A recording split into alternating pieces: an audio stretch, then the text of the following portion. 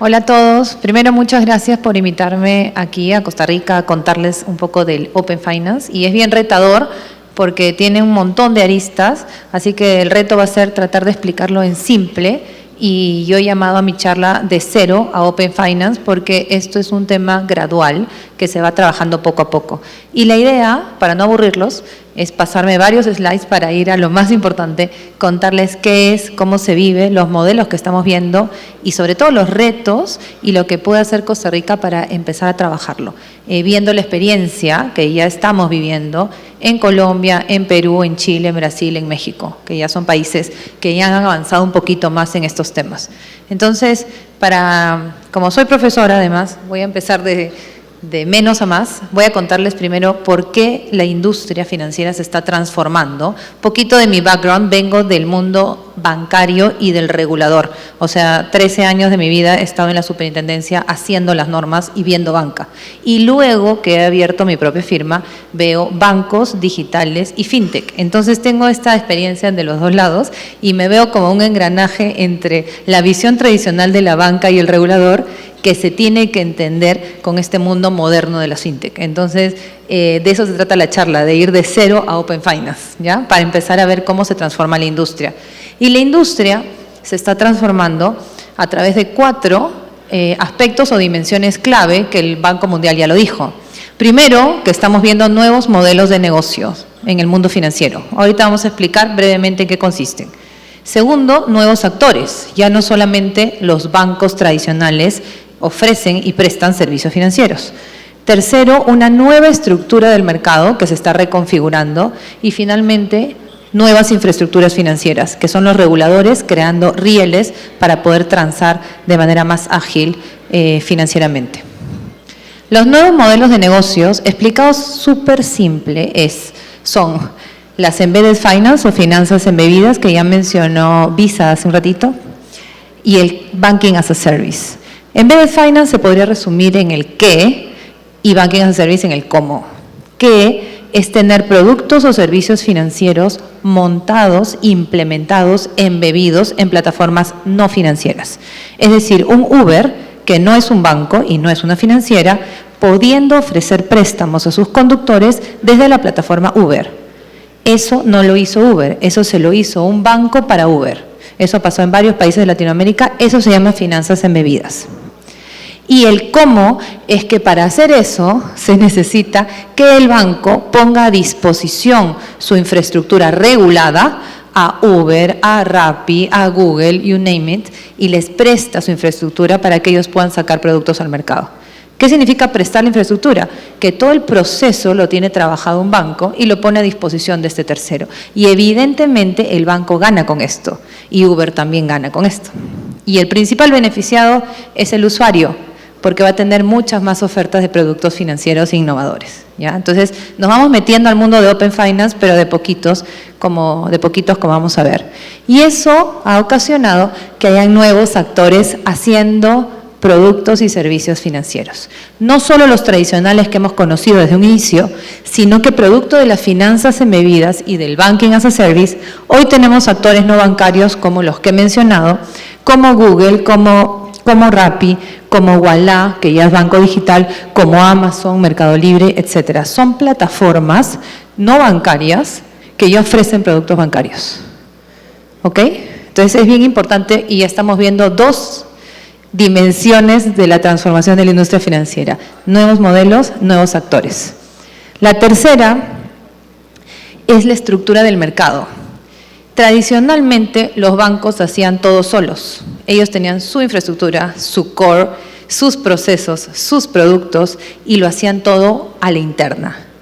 El mundo ha cambiado a raíz de la tecnología, la conectividad. Los principales drivers han sido, lo dice el Banco Mundial, la conectividad, hoy estamos todos conectados, y el cloud computing, que ha reducido muchísimo los costos de transacción y ha hecho que los bancos empiecen a encontrar nuevas formas de mantenerse vigentes, porque además la pandemia los ha hecho acelerarse en su transformación. Entonces, lo que hacían solos, todos solos, han empezado a cambiar la mirada y han empezado a encontrar que dentro de su infraestructura tienen un montón de oportunidades para monetizar, tienen muchos procesos y muchos productos que pueden ser trabajados con terceros, en alianzas. Entonces ha ocurrido un fenómeno que le llaman la desagregación o el unbundling de todos los procesos y productos bancarios. Siempre digo, y esto pasa en Perú, Colombia, México, y no es la excepción en Centroamérica, que los principales impulsores de la transformación digital de la industria financiera son los bancos. Los principales impulsores son la propia banca, porque es la que ha empezado a transformarse.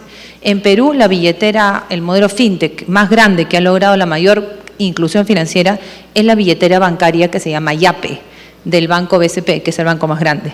Y lo mismo en Colombia, Bancolombia está haciendo muchísima inclusión financiera porque se está transformando, alcanzando a mucha población que antes no tenía servicios bancarios. Entonces, los bancos se han empezado a transformar y todos sus procesos y sus productos hoy los tienen desagregados y los empiezan a ofrecer en conjunto con terceros. Ahí entran las fintech. Por eso en la charla anterior se comentaba que de la visión inicial y tradicional del banco que no quería nada con las fintech, hoy estamos viendo en el mundo muchas alianzas entre bancos y tecnológicas, que pueden ser fintech, que pueden ser big tech, que pueden ser techs, para mejorar los productos y ofrecerlos en conjunto al usuario, mejorándole la experiencia usuario. Entonces tenemos tarjetas de crédito superpotentes, préstamos superpotentes, cambio de divisas, factoring, una cantidad de servicios ofrecidos en conjunto en un ecosistema que se vuelve cada vez más colaborativo y menos cerrado. Entonces, en simple, la explicación de esta estructura de mercado es que hemos pasado de una banca tradicional cerrada a una banca que comparte y a una banca abierta.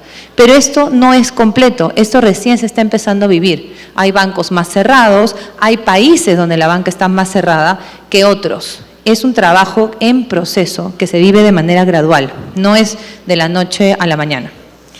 Y por último, las infraestructuras. Les decía, estas son las autoridades de cada país trabajando fuertemente en crear infraestructuras o rieles para permitir que los servicios financieros sean más ágiles, masivos y lleguen a más ciudadanos. Y un ejemplo que ustedes deben conocer es el Pix de Brasil o UPI de la India, y ustedes tienen un buen sistema que es el SIMPE aquí en Costa Rica, y así, cada país está trabajando sus rieles. Esto se vuelve un habilitador de mucha innovación financiera digital. Los pagos digitales han crecido enormemente en pandemia, producto de la pandemia y producto de las infraestructuras financieras. Entonces ya expliqué los 4 aspectos claves de la transformación digital para empezar a hablar de Open Finance. ¿Y qué es Open Finance? Open Finance es un fenómeno. Lo primero que hay que decir es que no es una regulación, es un fenómeno. Es el propio fenómeno de esta transformación que he explicado. El ecosistema se vuelve abierto en vez de cerrado, producto de estos 4 aspectos claves que he explicado.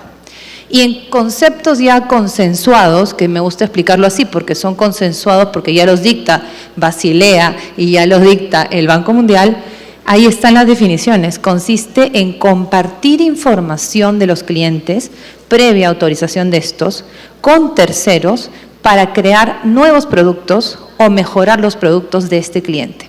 ¿Ok? Siempre se trata de compartir información del cliente a terceros previo consentimiento del cliente. Eso es Open. Open Banking es como nació. Se trataba de compartir información de los clientes que tenían en los bancos con terceros. Pero este concepto en los países ha migrado a hablar ahora de Open Finance, donde se trata de compartir información de los clientes no solamente en sus bancos, sino también en otras instituciones que pueden ser financieras, de seguros, de valores, de fondos de pensiones, cualquier información financiera en cualquier entidad o intermediario financiero, no solo banco.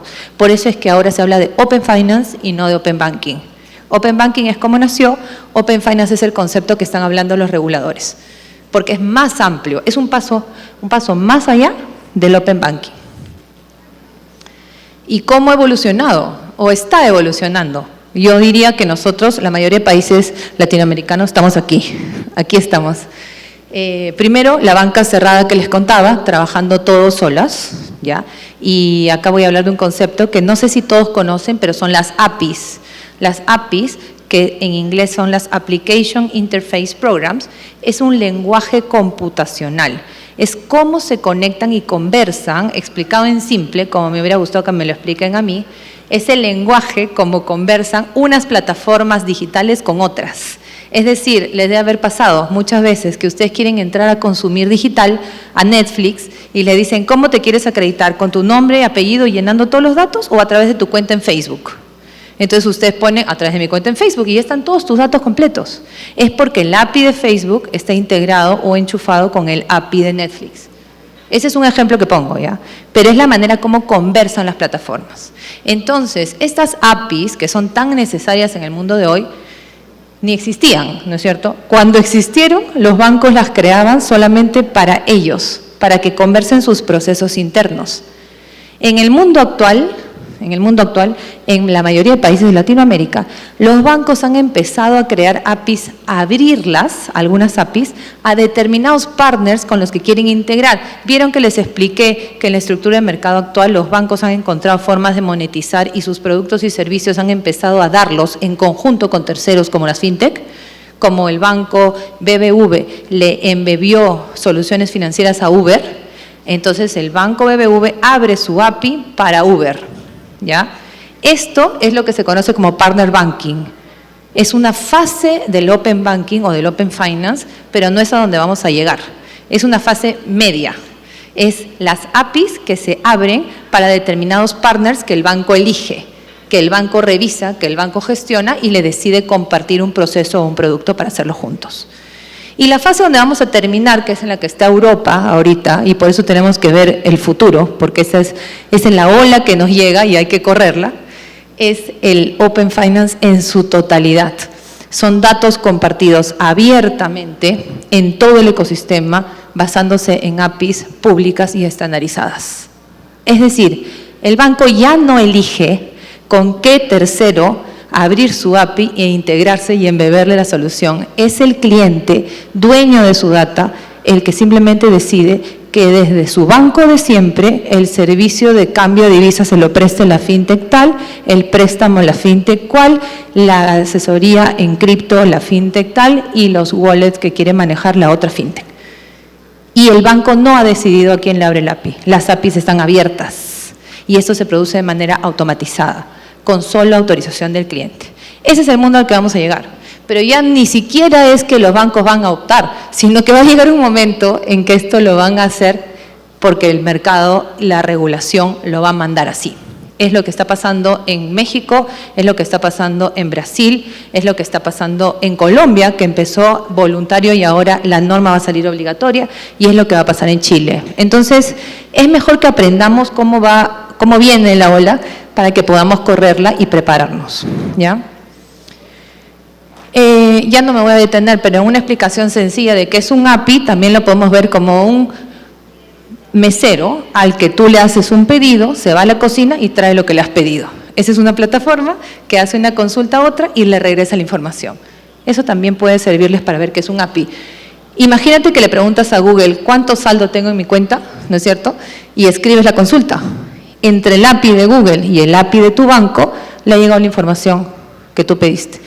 Es porque han conversado los APIs. Espero que se me esté entendiendo, porque esos temas a veces son complejos y aburridos. Y aquí, la evolución de las APIs. Privadas como nacieron, abiertas, que hoy están empezando los bancos a abrir sus APIs. Por si acaso en Perú, que supuestamente está avanzado en APIs, solamente 2 bancos tienen APIs abiertas. Los demás no tienen APIs abiertas. O sea, todavía estamos en una fase inicial de esta, a terminar teniendo APIs públicas. ¿Cómo se vive en un mundo del futuro? Si volvemos a hablar en unos 5 años o 7, y cómo vamos a ver a los bancos, como este banco digital que está en Inglaterra y que en Europa trabaja así. Tú entras al aplicativo del banco digital que se llama Revolut, que es muy conocido, dicho sea de paso, en paréntesis, ya anunció su ingreso a Perú. Este banco Revolut, desde el aplicativo de Revolut o su plataforma, tú consumes los productos que quieres, financieros que quieras, que no te los da Revolut, te los dan terceros, con lo que Revolut integró a su plataforma a través de APIs abiertas. Es decir, en simples palabras, Revolut se enchufó, su plataforma se enchufó con todas estas para ofrecer dentro de la plataforma de Revolut estos productos a sus clientes. Eso, en otras palabras, se llama economía de APIs. Quiere decir que los bancos digitales de hoy, y esto es una verdad porque ya lo he visto, no lo he visto contados por los bancos, lo he visto en un foro de APEC donde todas las autoridades, Banco Mundial, CAF, BID, concluyeron que los bancos digitales de hoy están monetizando con economía de APIs. Es decir, invierten en APIs, abren sus APIs, ofrecen APIs abiertas y se integran con terceros que les dan soluciones a sus clientes de siempre. De esa manera mantienen fidelizados a sus clientes, dándoles productos de todas estas. Quiere decir que si el cliente quiere pensiones, entra a PensionBee. Si quiere una hipoteca, entra a Trazo. Si quiere un préstamo, entra aquí. Si quiere una línea de crédito, entra a Simple. ¿Y quién es el que le ofrece todo esto? Su banco digital que se llama Revolut. ¿Me entienden? Entonces, esto es el más puro ejemplo de que estamos en un entorno colaborativo, donde la banca ya no es cerrada. Hoy la verán cerrada, en algunos casos cerradas, pero vamos a terminar así. Entonces, lo que podemos hacer es irnos preparando para esta situación. Ya no voy a detener ahí. Y los modelos de Open Finance, para que vean cómo está la región latinoamericana, son dos, en resumen. Voluntario, donde las autoridades no se han metido y están dejando que el mercado haga sus iniciativas de Open Finance. Este es el caso de Perú. El banco de crédito abre un API y se integra con este. BBV abre otro API y se integra con el otro. Empiezan a hacer Open, pero la autoridad no te ha obligado. Al modelo obligatorio, donde la autoridad ya saca su norma y dice, ahora todas las entidades financieras o las que empecemos a elegir, porque son graduales los avances también, como vamos a ver, empiezan a compartir la información de sus clientes obligatoriamente a solo pedido de sus clientes. Entonces, obligan al Open Finance. El que manda es el cliente. ¿Ya? Entonces, hay dos modelos, el voluntario y el obligatorio. ¿Qué tiene Costa Rica? El voluntario. No, hasta lo que yo he averiguado, no hay iniciativas Open aquí en Costa Rica todavía. Recién hay algunas explorándose, pero no tenemos varias, como en Perú fue Rappi con Interbank, como fue Uber con BBV, etcétera. No tenemos muchas. Lo que va a pasar es que van a empezar a desarrollarse esas iniciativas y sus reguladores van a empezar a analizar si van a terminar en un modelo voluntario u obligatorio. La experiencia del Banco Mundial y todos los papers que hablan del tema, los modelos van a terminar siendo obligatorios en los países en donde la banca está muy concentrada y es difícil la competencia. En esos países donde la banca está concentrada y es difícil a las fintechs entrar, terminan habiendo modelos obligatorios de Open Finance, donde finalmente el cliente es el que dice, ahora quiero que compartas mis datos con esa y con esa. Y por norma están obligados a hacerlo. Esa es un poco la conclusión de estos papers. Acá van a ver, esta presentación se la quedan ustedes, donde van a ver cómo están los países, cuáles tienen obligatorio y cuáles tienen voluntarios. ¿Cuál es la ruta regulatoria? Bueno, los ejemplos que he traído, ¿no?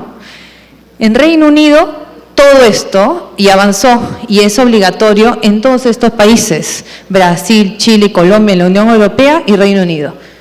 La estandarización de APIs para hacerlas públicas es un paso necesario, porque tú no puedes hacer públicas las APIs que no has estandarizado. Es como que una plataforma hable chino, la otra habla alemán, la otra hable portugués, entonces no se conectan.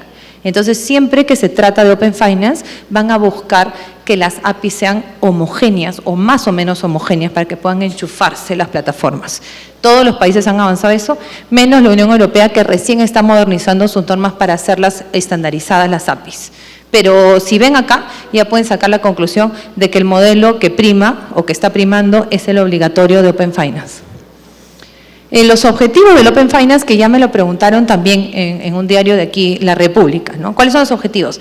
Traer innovación, porque a través de hacer compartir información con terceros, traemos innovación y traemos productos innovadores, ágiles, eficientes. Entonces, un objetivo es mejorar la experiencia de usuario, impulsar avances tecnológicos, fomentar la competencia porque entran terceros a darnos servicios y promover la inclusión financiera. ¿Y por qué promover la inclusión financiera? porque a raíz de hacer esta innovación con terceros que van a tener información de los clientes, vamos a poder traer productos innovadores que lleguen a esos clientes que no eran atendidos o tan bien atendidos antes. Por eso es que el Open Finance es necesario para la inclusión financiera. ¿Cómo se vive? Lo viven, si ven a un cliente que tenía su típica cuenta bancaria, el banco dándole los servicios de siempre, ese cliente va a entrar a su banco, así como Revolut, y va a haber un montón de servicios que le van a dar terceros y el cliente va a elegir el que quiere. Así se vive. Entonces, imagínense que se mejora la experiencia de usuario porque va a acceder a una amplia gama de servicios que antes no tenía, de una amplia gama de proveedores de servicios que antes no tenía. Eso nomás trae competencia, abre mercados, trae innovación. Por eso es importante y por eso las autoridades quieren el Open Finance. Pero ya no me voy a detener en los países que ya expliqué un poquito, sino en los desafíos, porque tengo un contador que ya me está marcando que estoy llegando al final y me falta un montón todavía. Esto lo pueden ver ustedes. Costa Rica, ¿por qué lo menciono? De lo que he podido indagar. Ustedes tienen varias autoridades financieras aquí. Ustedes tienen, además de la autoridad de consumo, tienen varias superintendencias, la superintendencia de bancos, que es la financiera, la superintendencia de valores, la superintendencia de seguros, la superintendencia de pensiones. Entonces, un desafío que yo ya veo bien grande, que le están sufriendo Chile, Brasil, Colombia y Perú, es la gobernanza. Porque cuando empiecen a trabajar el Open Finance, van a tener que ponerse de acuerdo en quién lo gobierna. ¿Cuál va a ser la autoridad o la entidad líder que dirija y conduzca este proceso de Open Finance? Porque este proceso se conduce con las normas. Es un fenómeno que si lo quieres regular, vas a tener que tener una norma que te diga, estás obligado a compartir la información del cliente. ¿Quién lo va a ordenar? ¿Quién lo va a centralizar? ¿Y quién va a mandar que todo esté coordinado entre las autoridades? ¿Ya? Ese es un desafío que yo ya les veo. Y otros, que son los típicos en toda Latinoamérica, son los que voy a explicar a continuación, ¿ya? Son 4. Uno es la confianza del consumidor. Ustedes dirán, ¿qué escenario más importante y eficiente para que se puedan compartir los datos del consumidor y tener más servicios inclusivos e innovadores y todo lo bonito que he explicado?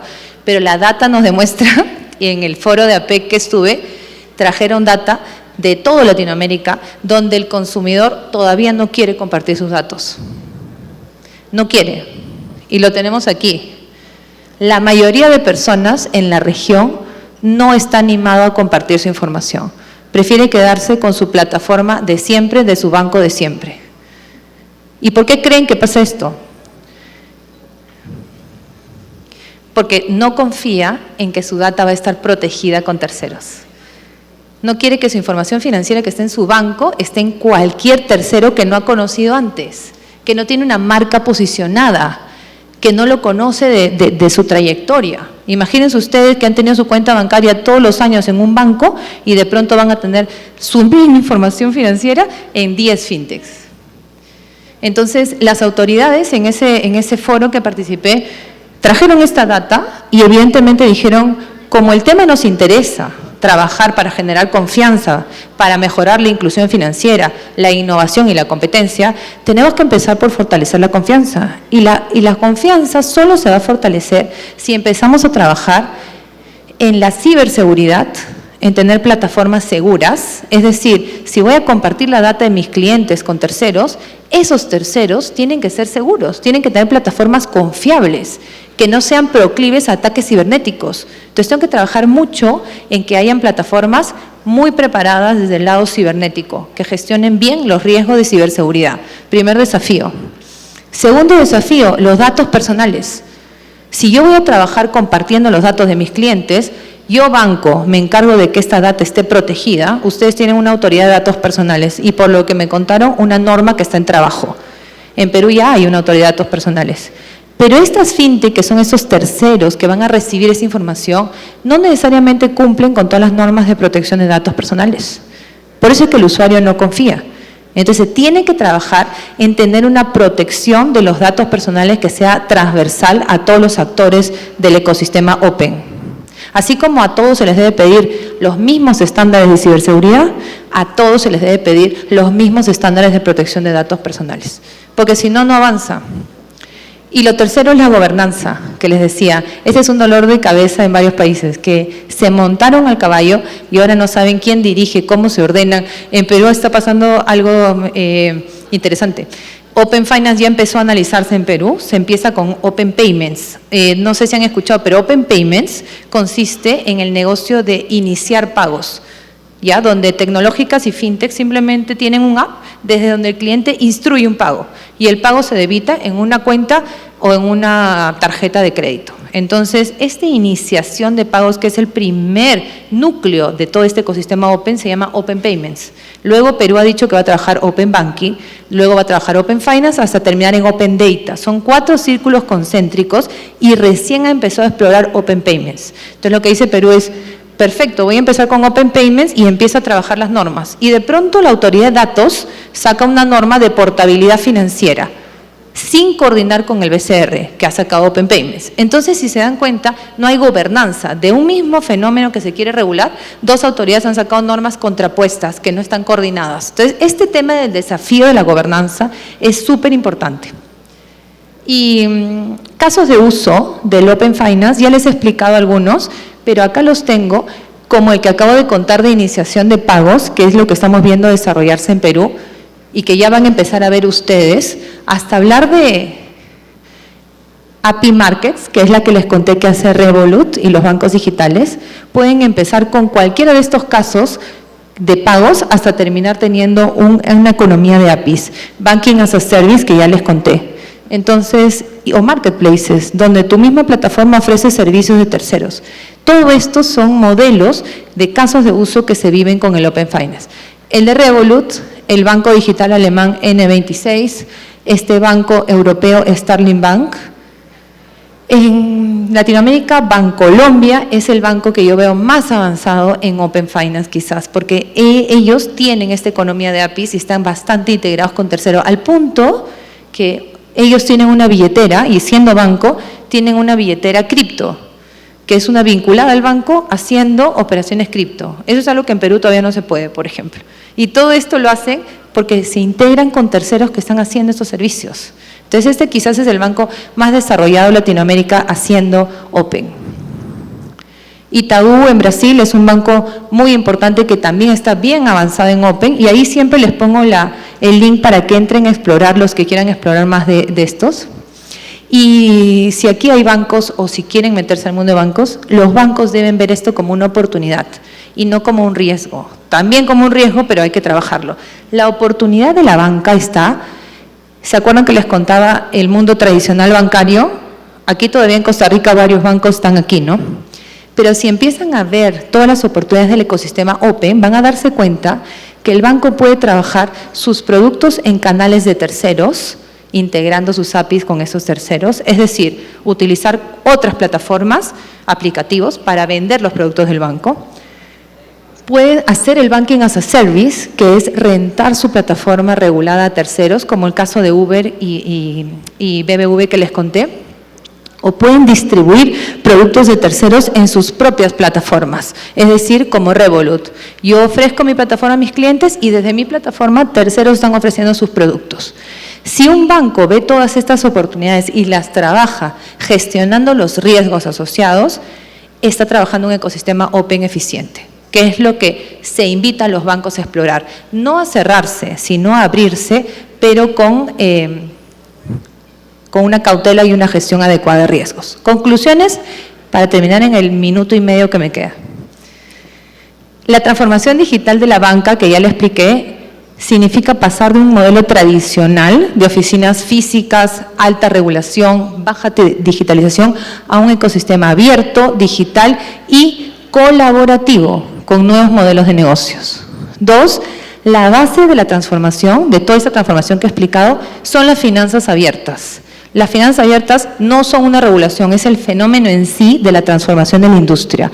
Los clientes pueden compartir sus datos mediante APIs a otros actores, accediendo a más y mejores servicios. Todo está centrado en el usuario. Nuevos actores. El Open Finance genera que los servicios financieros ya no sean prestados exclusivamente por los bancos, sino por una multiplicidad de actores que no son financieros. Y hacia un modelo regulado. Hoy transitamos de un Open Finance voluntario hacia un Open Finance obligatorio. Es la ola que ya viene. Entonces, lo mejor es prepararse para eso, ¿no? Y el reto es ganarse la confianza del consumidor. Ya hemos visto data de que el latinoamericano no confía en compartir sus datos.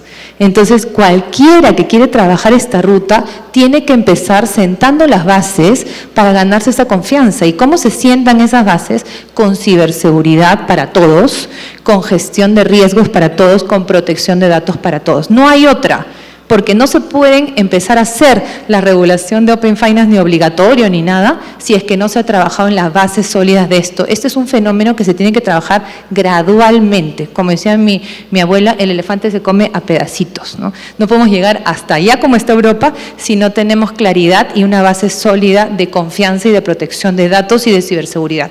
Bueno, eso es, y ya terminé y espero que se haya entendido la presentación y les comparto esto que les va a ser de utilidad. Muchas gracias.